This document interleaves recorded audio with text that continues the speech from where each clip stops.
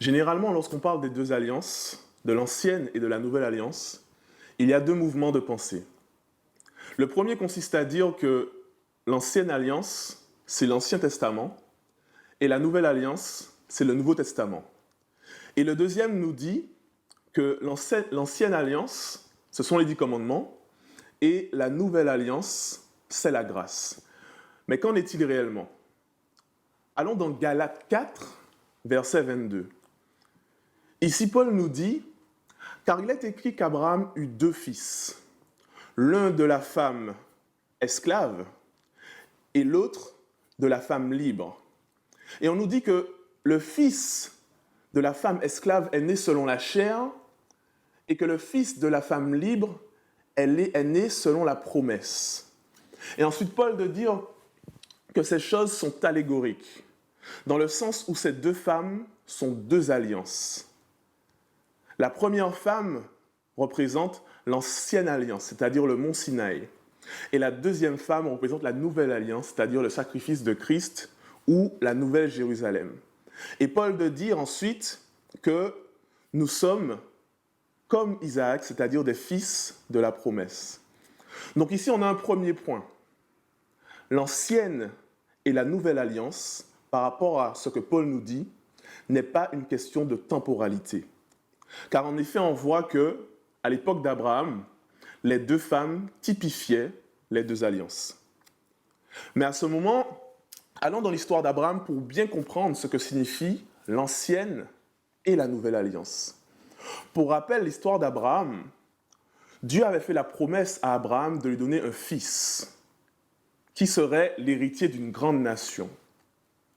Et Abraham crut et cela lui fut imputé à justice, dans Genèse 16. Cependant, à un moment, Abraham douta et il se laissa convaincre par sa femme. Sa femme lui dit « Nous sommes vieux, et si tu couchais avec ma servante, afin que nous ayons cet enfant de la promesse par procuration. » Et Abraham accepta et ils eurent Ismaël. Et ici, Paul nous dit que cette femme esclave, donc Agar, représente l'ancienne alliance. Comment comprendre cela? Mettons-nous 2 secondes dans la tête d'Abraham. Abraham s'est dit, Dieu m'a fait une promesse, mais aujourd'hui je regarde mon âge et j'ai un âge avancé.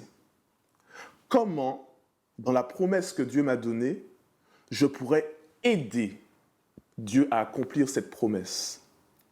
Et c'est ici toute la subtilité de l'ancienne alliance. Et la nouvelle alliance, contrairement à la première, c'est le fait que Dieu ait fait la promesse à Abraham et qu'il accepte et qu'il croit pleinement.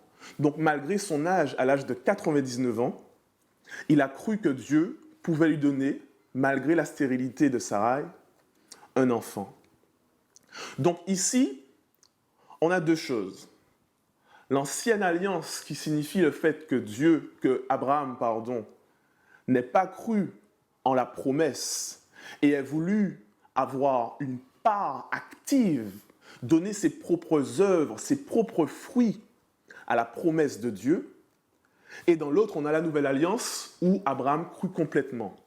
Donc ici, on a un deuxième point. Le premier point, pour rappel, c'était que les deux alliances, ce n'est pas une question de temporalité.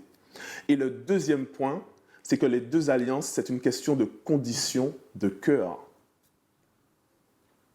Mais lorsque nous revenons dans Galates, Paul nous dit que l'ancienne alliance, c'était le mont Sinaï. Donc on pourrait être amené à penser que l'ancienne alliance, ce sont les 10 commandements. Et c'est justement cet argument que les dispensationalistes prennent pour dire qu'aujourd'hui, les 10 commandements ne sont plus effectifs. Mais allons dans Exode 19 pour comprendre réellement ce qui s'est passé. Pour rappel, Dieu souhaitait faire sortir le peuple d'Israël d'Égypte. Donc ici, on avait le peuple d'Israël qui était esclave. Et donc, on a également cette allégorie, esclave, et comme Paul nous disait, la femme esclave, donc esclave du péché. D'accord? Donc ici, qu'est-ce qu'on a? On a Dieu qui veut faire sortir Israël du péché, de l'esclavage, en faisant quoi? Rappelons-nous, Dieu avait demandé à mettre du sang sur les linteaux pour que cela puisse signifier qu'il y a eu un sacrifice. Et donc, comment comprenons-nous cela? Ça veut dire que dans l'ancienne alliance, de la part de Dieu, Dieu voulait libérer Israël du péché en sacrifiant un agneau. Et dans la nouvelle alliance, lorsqu'on compare, Dieu veut également libérer son peuple du péché en sacrifiant son Fils. Donc du côté de Dieu, c'est exactement la même chose. Dieu a voulu faire son alliance, l'ancienne et la nouvelle, de la même façon. Mais où est-ce que ça a coincé? Cela a coincé à notre niveau, au niveau des hommes, au niveau d'Israël. Car dans Exode 19, on nous dit clairement que lorsque Dieu a donné sa promesse, Israël a fait exactement comme Abraham. Israël a apporté sa part et Israël a dit, nous ferons ce que l'Éternel a dit. Israël a dit, nous observerons les commandements de Dieu. Nous ferons, nous pratiquerons. Donc Israël n'a pas compris toute la portée de la promesse de Dieu et a voulu amener ses propres œuvres. Et on a également l'histoire de Caïn et Abel qui nous le montre, où Abel a cru pleinement en la promesse en ramenant un agneau comme sacrifice, nouvelle alliance, et Caïn a cru, mais a amené, exactement comme Israël et comme Abraham avec Agar, a amené ses propres fruits, son propre travail. Donc ici, nous voyons réellement que, à la base, Dieu, dans son ancienne alliance, voulait faire cette alliance de promesses, et c'est le peuple d'Israël qui ne l'a pas compris et qui ne l'a pas accepté de la façon dont Dieu voulait le faire. Et moi, ma question aujourd'hui, en ce jour, c'est aujourd'hui, où en sommes-nous? Sommes-nous sous l'ancienne ou la nouvelle alliance? Lorsque Dieu nous donne une promesse, est-ce que nous croyons pleinement qu'il va le faire?